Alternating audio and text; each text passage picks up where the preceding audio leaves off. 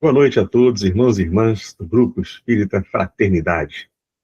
Com muita alegria, vamos falar hoje sobre o tema do Livro dos Espíritos, a influência oculta dos espíritos sobre os pensamentos e sobre as ações, aplicando a ocasião do Carnaval. Vamos iniciar com a prece. Vamos elevar nosso pensamento a Deus, nosso Pai, ao Mestre Jesus, para que possamos aurir na doutrina espírita os melhores ensinamentos a respeito de como guardarmos das influências espirituais e possamos receber apenas aquelas que sejam benéficas, tenhamos o controle sobre os nossos pensamentos, sobre os nossos sentimentos, a fim de termos a nosso lado os espíritos amigos, os espíritos protetores, pelo caminho do bem, do amor, da caridade. Que tenhamos condições de exercer a nossa fé raciocinada e praticar ao longo da vida os ensinamentos trazidos pelo Cristo, tornando-nos cada vez mais pessoas melhores. Movidos por esse objetivo, iniciamos a palestra de hoje. Assim seja. Bem, o tema influência oculta dos espíritos sobre os nossos pensamentos e ações está desenvolvido no Livro dos Espíritos, questões 459 a 472. Nós vamos tratar inicialmente do tema em geral, depois aplicá-lo ao tema específico do Carnaval.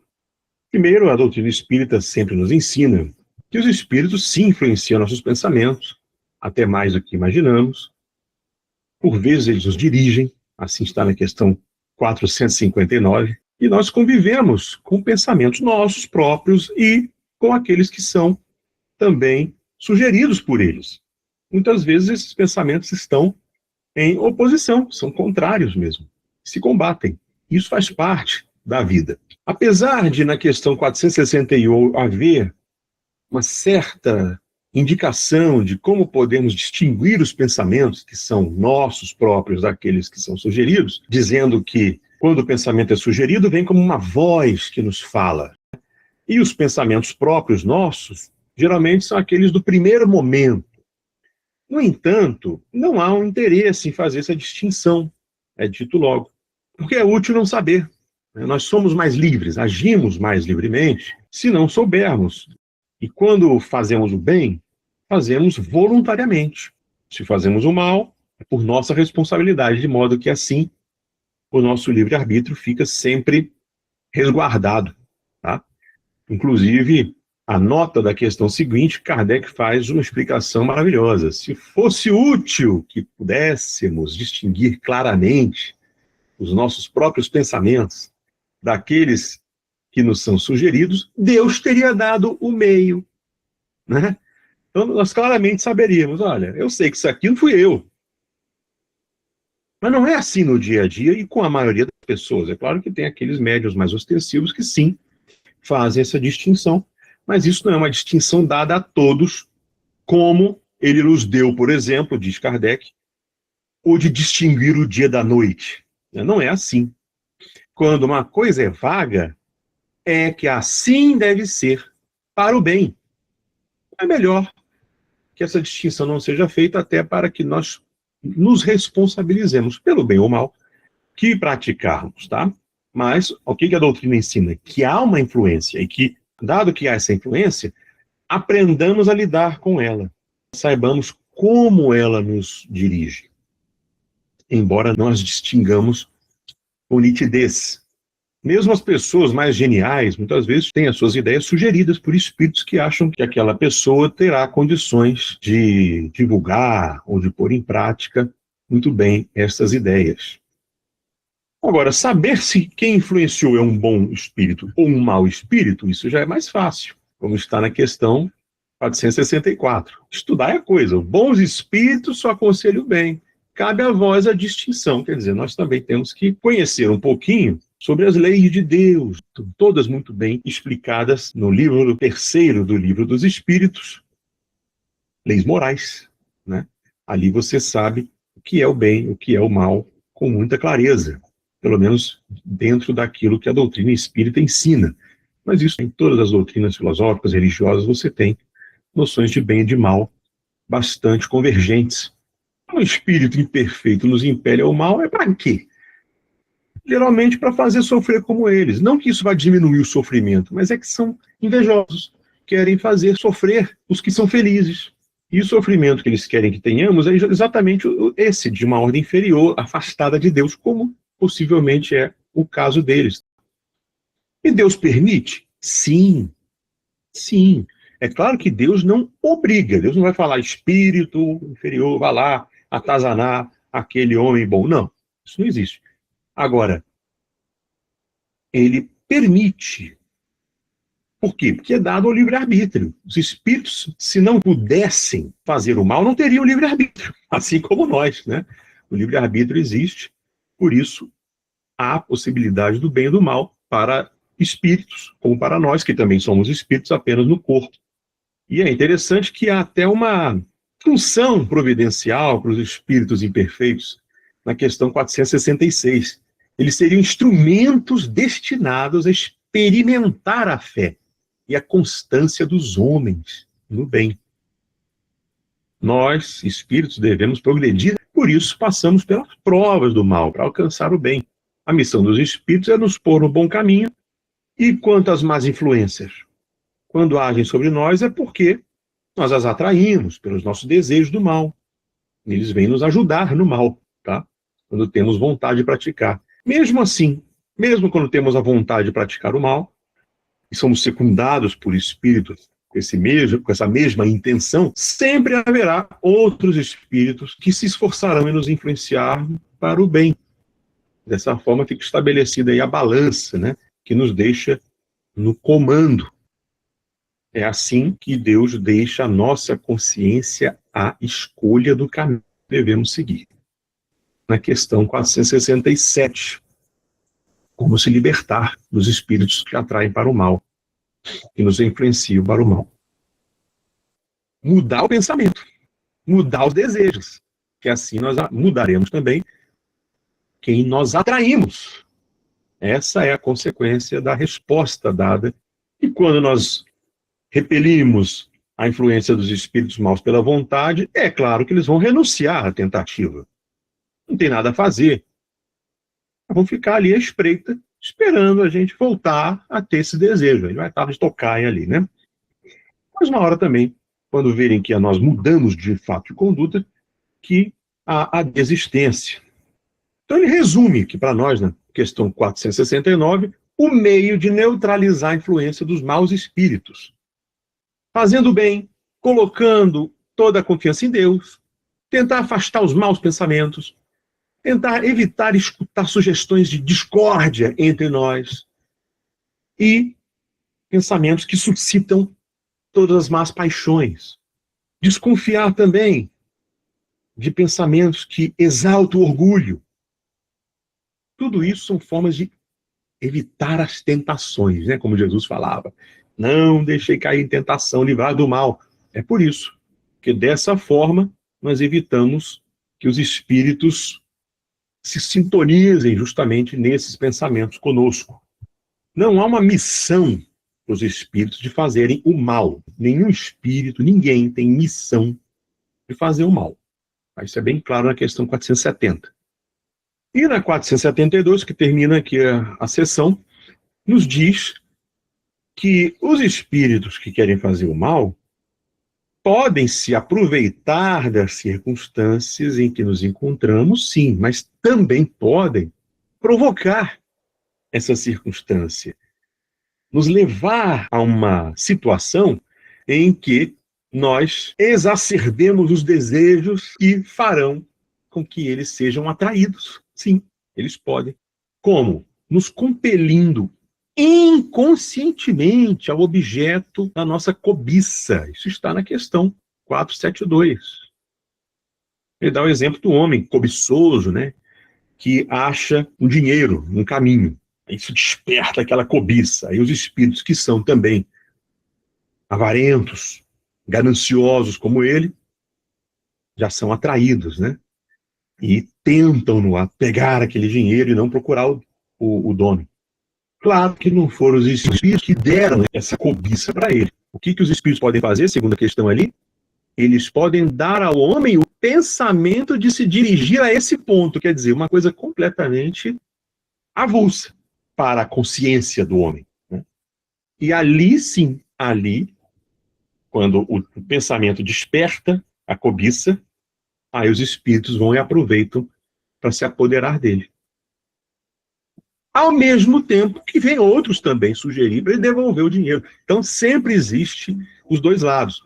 Ocorre o mesmo, termina essa questão dizendo, em todas as outras tentações. Tá? Então, a gente pode generalizar. Bom, vamos agora pensar um pouquinho sobre as situações da vida cotidiana. Tá? É claro, gente, nós não fazemos uma abordagem condenatória sobre carnaval, é evidente. Nossa abordagem é bastante objetiva, bastante clara. Tudo está na intenção de como a pessoa curte esse momento. É importante ver que a influência espiritual é constante, ela não é excepcional. E o carnaval em si, ele não é nem bom nem mal. O que define a qualidade de uma experiência é o estado moral e mental da criatura. E é importante lembrar que a verdadeira proteção espiritual, ela não vem da fuga do mundo, mas do autoconhecimento, da vigilância, do equilíbrio. Os espíritos influenciam nossos pensamentos sempre. Essa influência não começa no carnaval, nem termina na quarta-feira de cinzas, é claro, né? O erro comum é externalizar o problema, é culpar datas, culpar festas, culpar ambientes. Não, não é assim. Em vez de perguntar se o carnaval atrai espírito inferior, nós temos que perguntar o que atrai espíritos inferiores em qualquer dia do ano, tá? Que aí nós temos já a resposta em toda a explicação que a doutrina acaba de nos fornecer. Nossos desejos, nossos pensamentos, a sintonia que nós temos. É isso que os atrai, independente da ocasião. Como vimos, uma influência não é uma perda de liberdade, ela se dá por sintonia, não é uma imposição. As emoções, elas são campos, vamos dizer assim, vibratórios, cada criatura é uma antena moral, vamos pôr assim, entre aspas. Então, o espírito não cria o nosso desejo, ele encontra o desejo que já está em nós. O que ele pode fazer é apenas nos colocar diante de alguma coisa que vai despertar o desejo que nós já temos.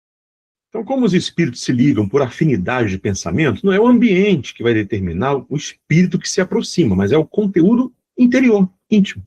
Dois encarnados, por exemplo, podem estar no mesmo carnaval e viver experiências espirituais totalmente distintas. Então, um vê festa, arte, encontro com família, com amigos, tá? Outro vê excessos, fuga, abuso, descontrole. Então, os espíritos que se aproximam respondem a isso, como cada um enxerga a coisa, e não ao rótulo carnaval, não é esse o problema. O espírito que nos influencia, ele não vai escolher pelo local onde nós estamos, mas pelo que somos naquele momento, pensamos, né? Desejamos. Então, aquela maneira de pensar o carnaval, mas o carnaval é a festa da carne, o carnaval era o bacanal, o carnaval é a festa pagã. São conceituações que as pessoas, quando vão realmente curtir um carnaval, nem levam em conta, nem tomam isso em conhecimento. As pessoas, em geral, vão curtir um feriado, vão descansar, vão se alegrar. Sempre tem aqueles que vão realmente fazer esses excessos, abusos, controle. Mas aí o problema está neles, não na festa em si. Tá? Essa significação histórica, né, e etimológica não é uma causa que está na consciência das pessoas.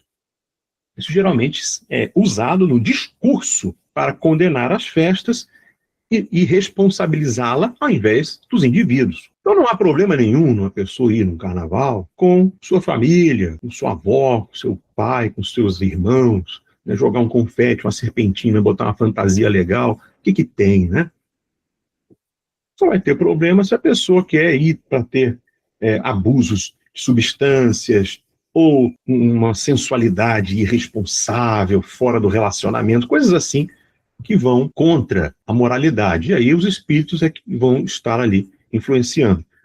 Mas Pode-se pensar, os espíritos no carnaval ficam mais atiçados para influenciar mais, a vigilância tem que ser maior.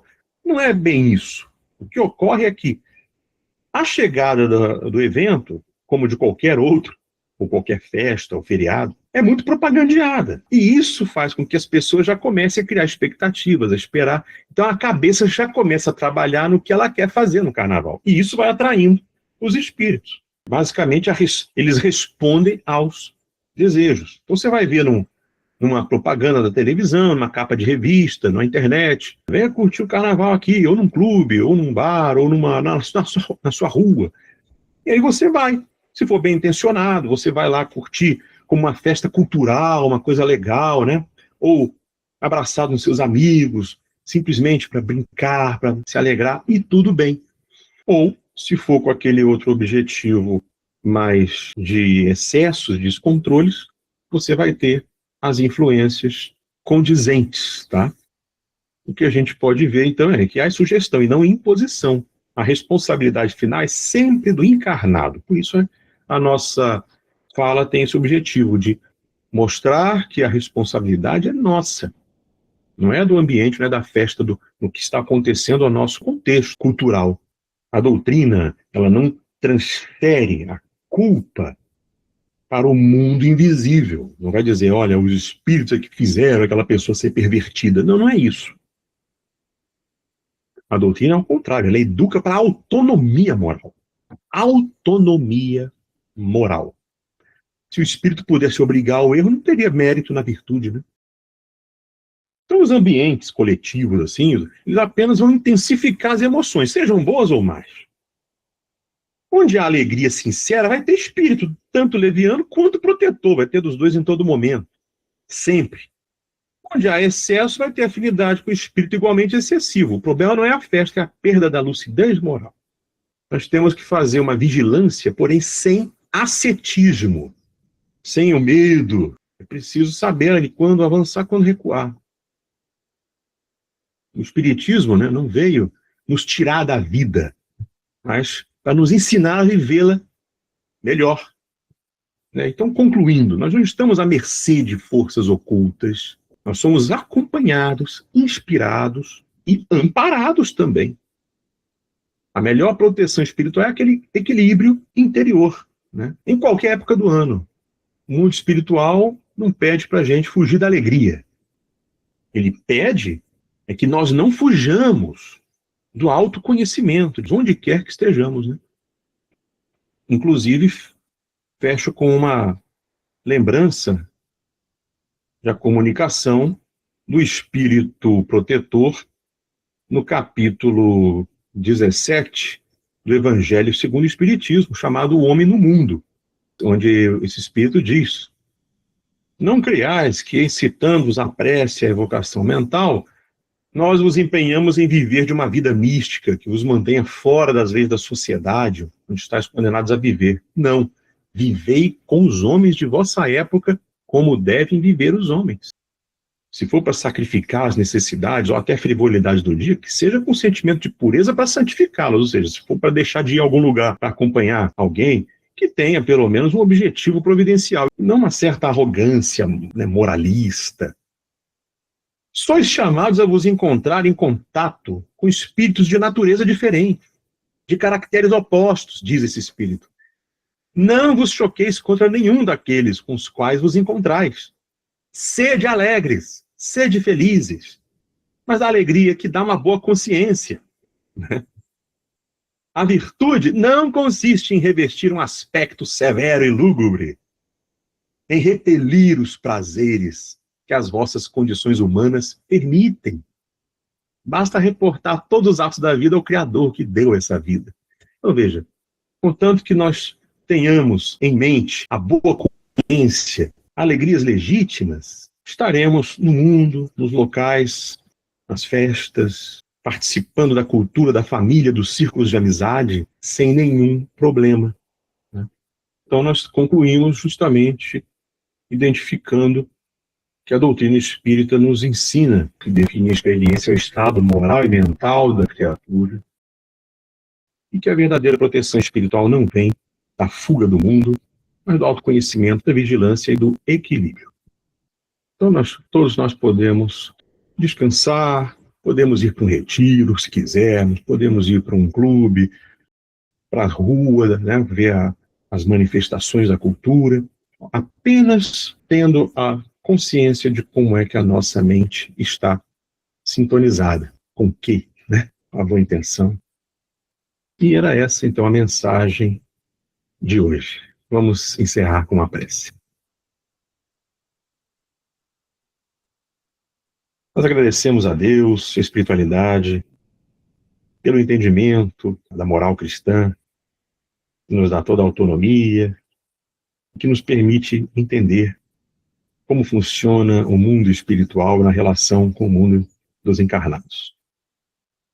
Tenhamos cada vez mais o interesse e a motivação para estudar, para aprofundar os conhecimentos da doutrina, e que possamos, sim, a cada dia, praticar mais uma virtude, mais uma boa ação, com o objetivo do progresso moral e espiritual, tendo em vista as bem-aventuranças prometidas pelo Cristo.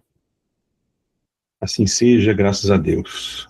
Tenham todos uma excelente noite, uma ótima semana e um bom carnaval para todos. Muito obrigado. E até a próxima.